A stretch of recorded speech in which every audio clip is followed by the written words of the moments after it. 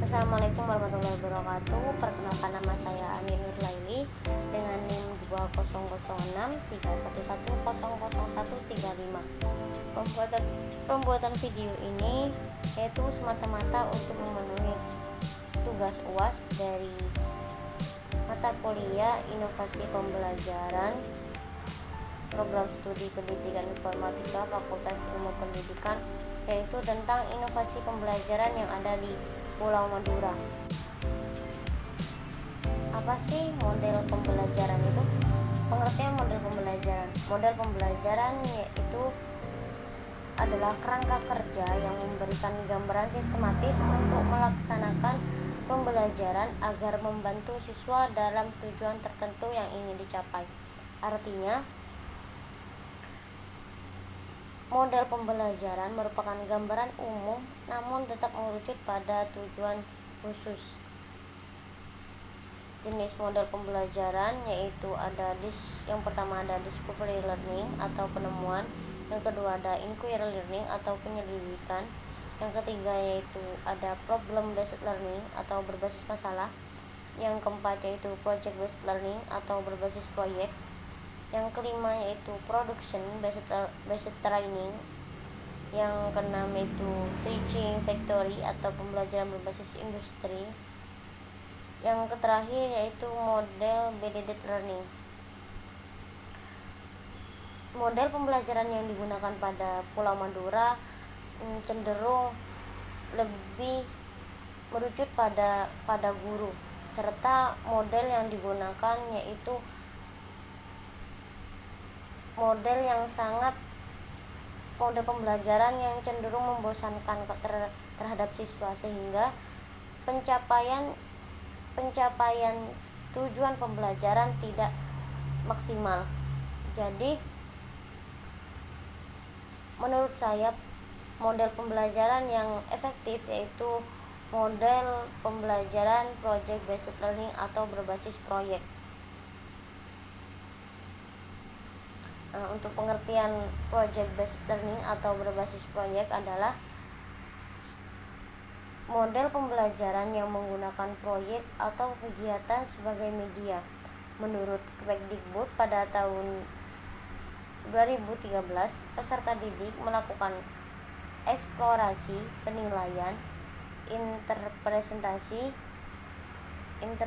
interpretasi, sintesis, dan informasi untuk menghasilkan berbagai bentuk hasil belajar. Pembelajaran berbasis proyek merupakan model pembelajaran yang menggunakan masalah sebagai langkah awal dalam pengumpulan dan mengintegrasikan pengetahuan baru berdasarkan pengalamannya dalam beraktivitas secara nyata. Sedangkan menurut Brasford dan Stein dalam Warsono dan Haryanto pada tahun 1993 dikatakan bahwa pembelajaran berbasis proyek sebagai pendekatan pengajaran yang komprehensif yang melibatkan siswa dalam kegiatan penyelidikan yang kooperatif dan berkelanjutan. Artinya, project based learning ini adalah sebuah model yang menjadikan peserta didik atau siswa sebagai subjek atau sebagai pusat proses pembelajaran yang menitik beratkan pada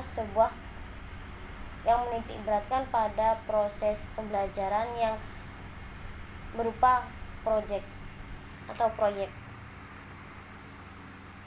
dengan tujuan yaitu untuk meningkatkan kemampuan siswa dalam pemecahan masalah proyek.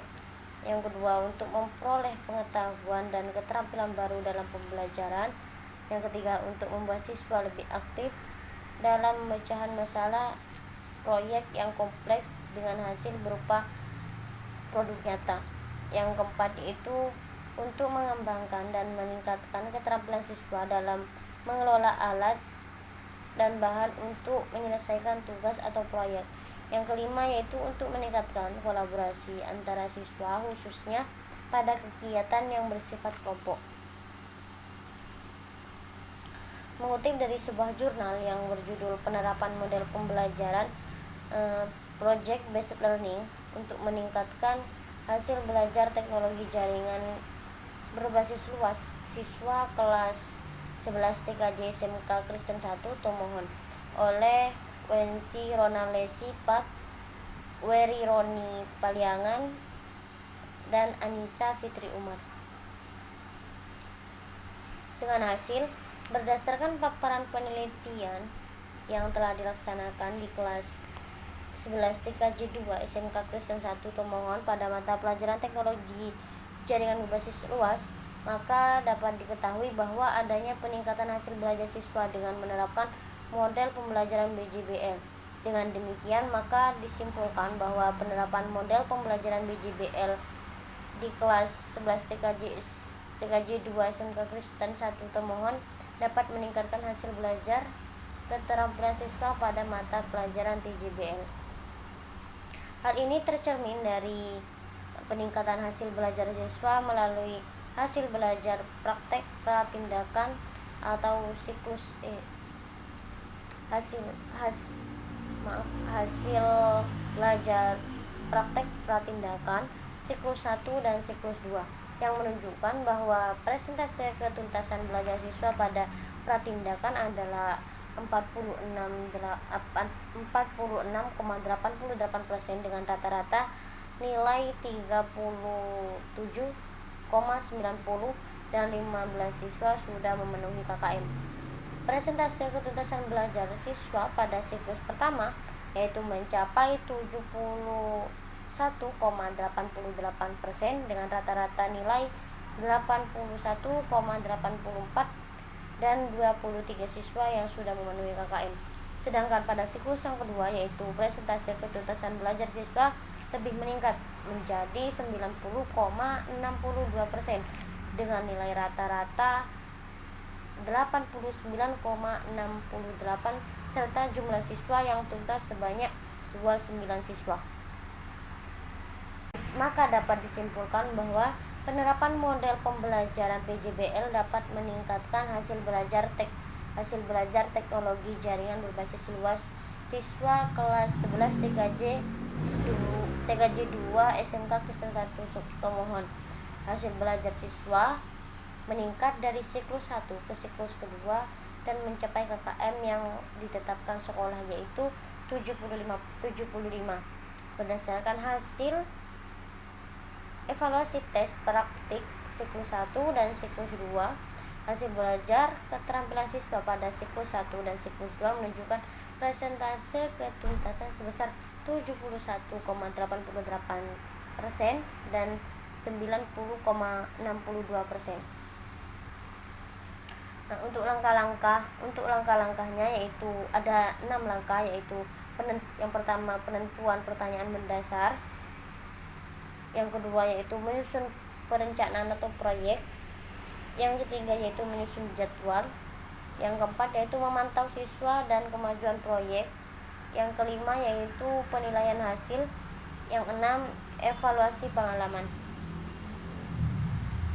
Untuk kelebihan dan kekurangan dari model PJBL yaitu yang pertama, untuk kelebihannya yaitu model ini bersifat terpadu dengan kurikulum sehingga tidak memerlukan tambahan apapun dalam pelaksanaannya. Yang kedua yaitu siswa terlibat dalam kegiatan dunia nyata, mempraktikkan strategi ontetik secara disiplin. Yang ketiga yaitu siswa bekerja secara kolaboratif untuk pemecahan masalah yang penting baginya. Yang keempat yaitu teknologi terintegrasi sebagai alat untuk penemuan kolaborasi dan komunikasi dalam mencapai tujuan pembelajaran. Yang kelima yaitu meningkatkan kerja sama guru dalam merancang dan mengimplementasikan proyek-proyek yang melintasi batas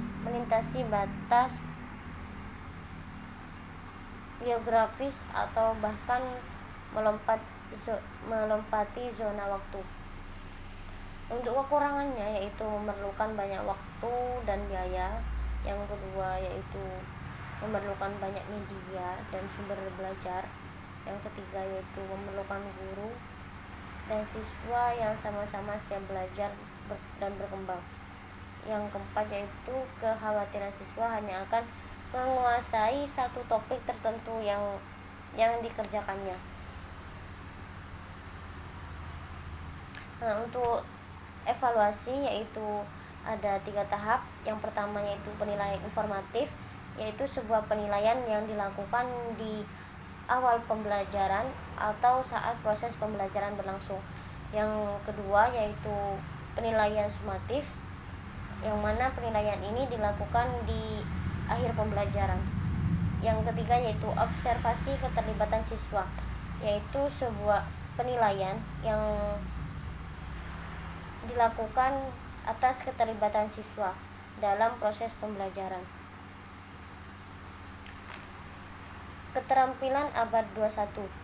Keterampilan abad 21 yaitu memiliki 5 aspek, yaitu yang pertama yaitu critical thinking atau berpikir kritis dan problem solving atau pemecahan masalah. Yang kedua yaitu communication, keterampilan berkomunikasi antara siswa atau antara masyarakat. Yang ketiga yaitu collaboration atau kolaborasi. Yang keempat yaitu creativity atau kreativitas. Yang kelima yaitu citizenship. Yang terakhir yaitu leadership. Mungkin cukup sekian pemaparan dari saya, kurang lebihnya saya mohon maaf. Wassalamualaikum warahmatullahi wabarakatuh.